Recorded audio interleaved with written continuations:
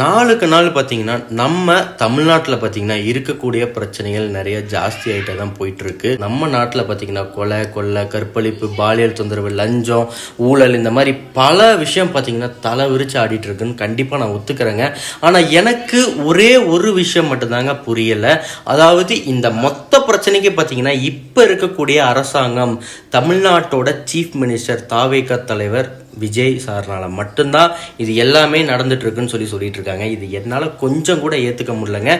ஏன் அப்படின்னா கிட்டத்தட்ட பார்த்தீங்கன்னா மே 10ஆம் தேதியிலேருந்து இன்னைக்கு மே 25ஆம் தேதிங்க, வெறும் ஒரு 15 நாள் தாங்க ஆச்சு அவர் முதலமைச்சராகி.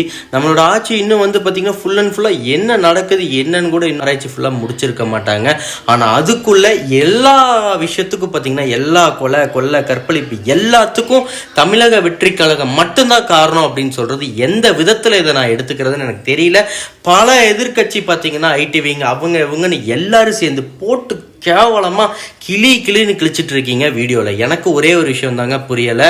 அதாவது இந்த 15 நாளைக்கு முன்னாடி கடந்த 5 வருஷ காலமாக பார்த்தீங்கன்னா இன்னொரு கட்சி, அதாவது டிஎம்கே கட்சி ஆழ்ந்துட்டு இருந்துச்சு. அப்பெல்லாம் ஒரு மயிர் புடுங்காத நீங்கள் இன்னைக்கு இந்த மாதிரி பேசுறது ரொம்ப ரொம்ப தப்புங்க.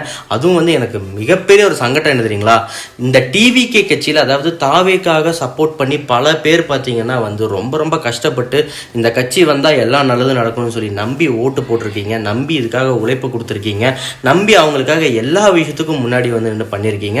இதுக்கு ரொம்ப நன்றி. ஆனால் அவங்களே பார்த்தீங்கன்னா இப்போ வர இந்த இன்ஸ்டாகிராம், ஃபேஸ்புக்கு, யூடியூப், பேப்பரு, அவங்க சொல்கிறது இவங்க சொல்கிறது எல்லாத்தையும் கேட்டு மைண்ட் செட்டில் அப்படியே எப்படி பதிஞ்சிட்டு இருக்காங்கன்னு பார்த்தீங்கன்னா, தமிழக வெற்றி கழகத்தினால எதுவுமே பண்ண முடியல, இவங்க வந்ததுக்கப்புறம் இன்னும் அதிகமாக தான் பிரச்சனைகள் வந்திருக்கு அப்படின்னு சொல்லி ஆடிட்டு இருக்காங்க. விஜய் சாரை படத்தில் எப்படி நம்ம ஹீரோவாக பார்த்தோமோ அதே மாதிரி நேர்லையும் நிஜத்துலையும் இருக்கணும், இப்படிதான் இருப்பாருன்னு நினச்சி நான் நம்பி ஓட்டு போட்டு ஏமாந்துட்டேன் அப்படின்னு சொல்லிட்டு இருக்காங்க. சுருக்கமாக சொல்லணும்னா தெரி படத்தில் ஒரு பாலியல் தொந்தரவு பண்ணி கொண்டிருப்பாங்க, அதுக்கு பதிலுக்கு பார்த்தீங்கன்னா இவரும் கொன்று அவங்கள பாலத்துக்கடியில் தொங்கிட்டுருப்பாங்க.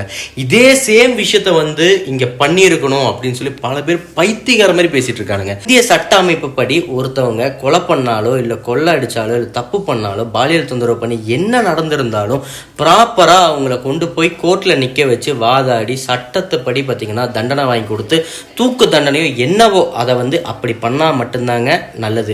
இது இந்த இந்தியாவில் இருக்கக்கூடிய எல்லா நாட்டிலையும் இதைத்தான் கடைப்பிடிக்கணும். ஆனால் நீங்கள் என்ன சொல்கிறீங்க, கன் எடுத்து போட்டு போயிட்டே இருப்பாங்க, அப்படி பண்ணியிருந்தா இன்னும் நான் சந்தோஷப்பட்டிருப்பேன் அப்படின்னு சொல்லி நிறைய பேசுகிறீங்க. உங்களோட ஆதங்கம் எனக்கு புரியுது, நான் எதுவும் தப்பு சொல்ல. ஆனால் புரிஞ்சுக்கங்க, கொஞ்சம் தயவு செஞ்சு நம்ம இந்தியாவில் இருக்கக்கூடிய சட்டத்தை நீங்களும் கொஞ்சம் புரிஞ்சுக்கணும்.